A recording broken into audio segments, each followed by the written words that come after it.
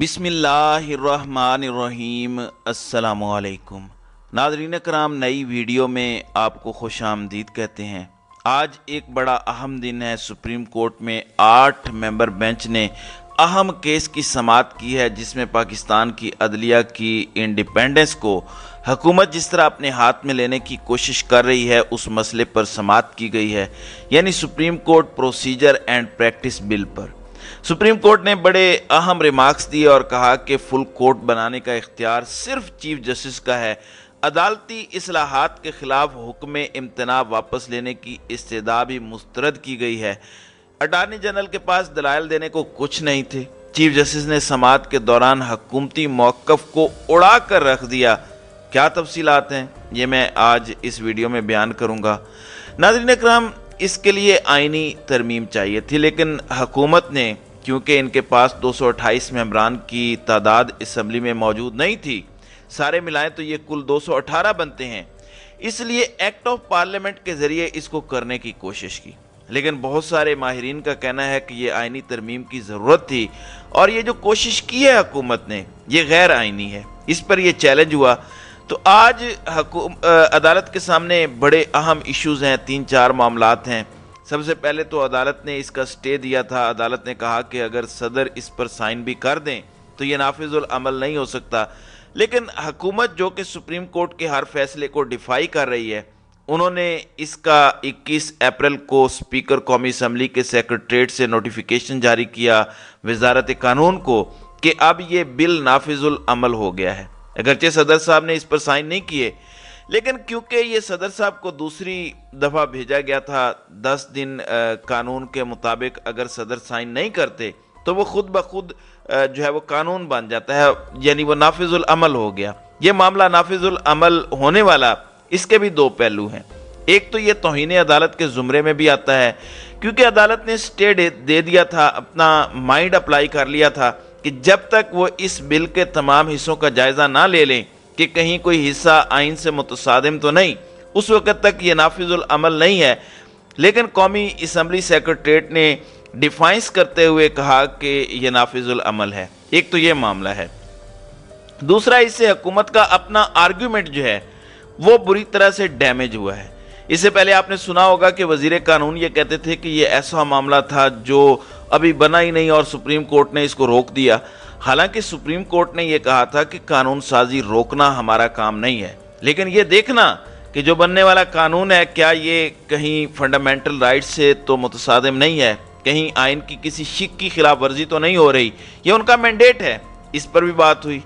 अब इस पर सोमवार तक जो है वो समाअत जो है वो मुलतवी हो गई है। तफसीलात में आगे बयान करता हूँ।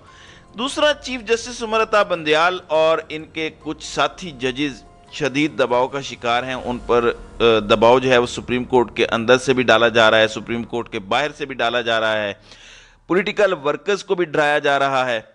रात चौधरी परवेज इलाही के घर, जो गुजरात में कुंजा हाउस है, उस पर जिस तरीके से रेड हुआ बगैर वारंट के, सैकड़ों पुलिस वाले जो हैं वो दीवारें उन्होंने फिलांगी, एक दहशत और खौफ फैलाने की कोशिश की कि लोग इमरान खान की कॉल पर बाहर ना निकलें। ये मैसेज दिया गया कि अगर कोई निकलेगा तो चौधरी परवेज इलाही जैसा उसके साथ सलूक किया जाएगा।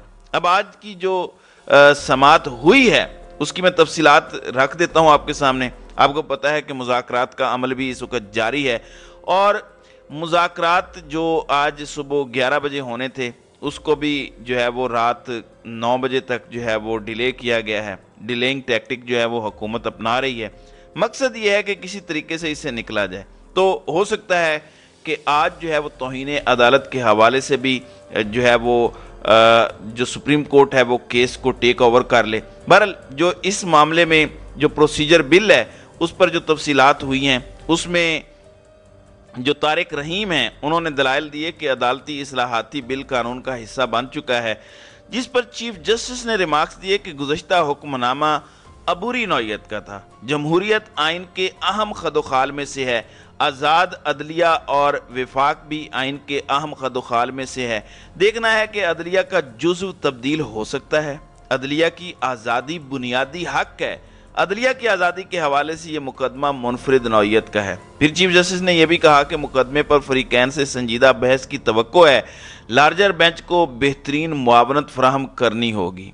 سپریم کورٹ نے عدالتی اصلاحات کے معاملے پر تمام فریقین سے وہ تحریری جواب بھی مانگا ہے، جبکہ supreme court rules and procedure bill پر پارلیمانی کارروائی کا ریکارڈ بھی طلب کیا ہے۔ اس حوالے سے عدالت نے قائمہ کمیٹی میں ہونے والے بجٹ کا ریکارڈ بھی وہ طلب کیا ہے، اور چیف جسٹس نے کہا کہ الزام ہے کہ ملکی تاریخ میں پہلی مرتبہ آئین کے بنیادی جزو کی قانون سازی کے ذریعے خلاف ورزی کی گئی ہے۔ یعنی یہ ایک بڑے اہم ریمارکس ہیں جس میں توہین عدالت کی جانب اشارہ دیا گیا ہے۔ اب سپریم کورٹ نے سیاسی جماعتوں اور وکلاء تنظیموں سے 8 مئی تک یہ جواب طلب کیا ہے۔ پھر چیف جسٹس نے کہا کہ پاکستان بار نے ہمیشہ آئین اور عدلیہ کے لیے لڑائی لڑی ہے۔ پاکستان میں سیاست نے تمام عدالتی کارروائی کو آلودہ کر دیا ہے کہ سیاسی فریقین انصاف نہیں بلکہ فائدے چاہتے ہیں۔ بڑی زبردست یہ ایک اور وہ دلیل تھی، کیونکہ بار بار سپریم کورٹ کو وہ متنازع بنانے کی کوشش کی گئی حکومتی بینچز کی جانب سے، اور جس طرح کی گھٹیا گفتگو وزیر قانون اعظم نذیر تارڑ، خواجہ آصف، رانا ثناء اللہ، مریم نواز، شہباز شریف، نواز شریف اور دیگر کے ذریعے سے کی گئی، اس کی مثال آپ کو گزشتہ تاریخ میں نہیں ملتی۔ یہ وہ لوگ ہیں جنہوں نے اس سے پہلے 1997 میں جیسے سجاد کے خلاف بھی جاتے ہوئے سپریم کورٹ پر حملہ کیا تھا، اور اب بھی یہ اسی کے لیے پر تول رہے ہیں۔ چیف جسٹس کا کہنا تھا کہ یہاں پر جتنے بھی ججز ہیں ان کی اپنی سوچ ہے، اور کسی طور پر بھی ان کی سوچ پر اس بنیاد پر قدغن نہیں لگائی جا سکتی کہ وہ درخواست گزار کے خلاف فیصلہ دیں گے۔ پھر جو پاکستان بار کونسل کے حسن رضا ہیں، انہوں نے کہا کہ آپ شاید غصہ کر گئے، ہم چاہتے ہیں کہ آئینی معاملات میں روایت یہی رہی ہے کہ سپریم کورٹ کے سینئر ججز کو بٹھایا جاتا ہے کیونکہ ان کی سوچ جونیئر ججز سے بہتر ہوتی ہے۔ تو چیف جسٹس نے کہا کہ بینچوں کی تشکیل کا اختیار چیف جسٹس کے پاس ہے، یعنی گویا کہ ان کے منہ پہ ایک تماچا رسید کیا کہ جو کام یا جو رول ہیں ان کو فالو اپ کرنا وہ کام ہے، اور جو حق چیف جسٹس کا ہے اس کو آپ چھین نہیں سکتے۔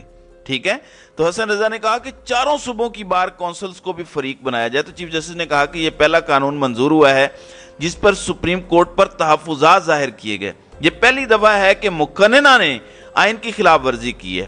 آئین میں سپریم کورٹ سے متعلق قانون سازی کے حوالے سے حدود و قیود موجود ہیں، ہم نے انہیں بھی دیکھنا ہے۔ پھر حسن رضا نے کہا کہ مناسب ہوگا کہ اگر اس مقدمے میں فل کورٹ تشکیل دیا جائے، پاکستان بار کونسل بینچ میں 7 سینئر ترین ججز شامل ہوں تو کوئی اعتراض نہیں کر سکے گا۔ بینچ کے ایک رکن کے خلاف 6 ریفرنس دائر کیے ہوئے ہیں۔ بار کونسل نے جسٹس مظاہر نقوی کو بینچ سے الگ کرنے کی استدعا بھی کی۔ ایک طرف فل بینچ کی بات کرتے ہیں، ایک طرف جسٹس مظاہر علی نقوی کو وہ باہر نکالنے کی بات کرتے ہیں۔ تو منافقت وہ ان کے اندر جو نون لیگ کے اندر ہے وہ کوٹ کر بھری ہوئی ہے۔ ان کے ایک بیان کے اندر آپ کو منافقت کی بو آئے گی۔ پھر عدالت نے اٹارنی جنرل کی حکم امتناع واپس لینے کی استدعا بھی مسترد کی۔ چیف جسٹس نے ریمارکس دیے کہ پہلے سمجھا تو دیں کہ قانون کیا ہے اور کیوں بنا ہے۔ اٹارنی جنرل نے کہا کہ عدالت بینچ بڑھانے پر غور کرے، جس پر چیف جسٹس نے کہا کہ بینچ کی تعداد کم بھی کی جا سکتی ہے۔ فل کورٹ کی استدعا مسترد کرتے ہوئے چیف جسٹس نے کہا کہ اس معاملے کو آئندہ سماعت پر بھی دیکھا جا سکتا ہے۔ اب اس کیس کی سماعت وہ آگے جو پیر آ رہا ہے اس وقت تک کے لیے ملتوی کی گئی ہے۔ دوسری جانب آپ کو پتہ ہے کہ قاضی صاحب کی جانب سے عدالت کو خطوط لکھنے کا سلسلہ وہ جاری ہے۔ یہ خطوط وہ پہلے میڈیا کے پاس پہنچتے ہیں، ایک پورا نیریٹو وہ بیلڈ اپ کیا جاتا ہے، اور اس کے بعد یہ منظر عام پر آتے ہیں۔ پھر جو اس وقت حکومتی بینچز ہیں وہ ثاقب نثار کا نام لے کر بطور خاص سپریم کورٹ کا وہ نشانہ بنانے کی کوشش کر رہے ہیں، اور ان کا مقصد صرف یہ ہے کہ یہ ثابت کیا جا سکے کہ جو نواز شریف کے خلاف فیصلہ ہوا شاید وہ کسی تعصب کا نتیجہ تھا۔ اور بڑی حیرت کی بات ہے کہ نواز شریف جن کے خلاف ان فلیٹس کی وجہ سے فیصلہ آیا وہ انہی فلیٹس کے اندر رہ رہے ہیں جن کے بارے میں یہ اب تک جو ہے وہ ڈاکومنٹس جو ہیں وہ پیش نہیں کر سکتے، جن کے متعلق کہا گیا تھا کہ یہ بتائیں کہ یہ پیسے انہوں نے کہاں سے لیے، کس طریقے سے پیسوں سے یہ فلیٹس بنے ہیں۔ اور آج بھی ان کے بچے انہی فلیٹس میں رہ رہے ہیں، وہ خود بھی وہیں پہ فلیٹس میں رہ رہی ہیں۔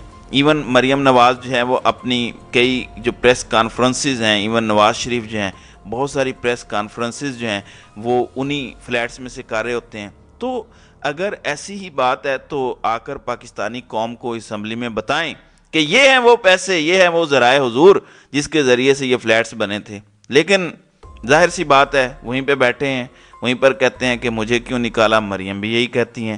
تو یہ اس وقت جو ہے وہ صورتحال ہے۔ پھر عمر عطا بندیال کی ساس کی جو آڈیو لیک کی گئی، ثاقب نثار کے بیٹے کی آڈیو کو لیک کیا گیا اور عمران خان کے ساتھ جوڑنے کی جو ہے وہ کوشش کی گئی، اور کوشش یہ کی جا رہی ہے کہ کسی بھی طریقے سے جو ہے وہ سپریم کورٹ کو جو ہے وہ اپنے دباؤ میں لایا جائے۔ حالانکہ قاسم سوری کی جو رولنگ ہے وہ اسی بینچ نے جو ہے وہ غیر قانونی اور غیر آئینی قرار دی تھی۔ اس میں جسٹس اعجاز الاحسن بھی شامل تھے اور جسٹس منیب اختر بھی شامل تھے۔ لیکن ظاہر سی بات ہے کچھ بھی ہو سکتا ہے، پاکستان کے اندر تو اسی طرح سے چلتا ہے۔ تو ناظرین کرام، آپ کی اس ویڈیو کے حوالے سے کیا رائے ہے؟ اب اپنی رائے کا اظہار کامنٹ سیکشن میں ضرور کیجیے گا۔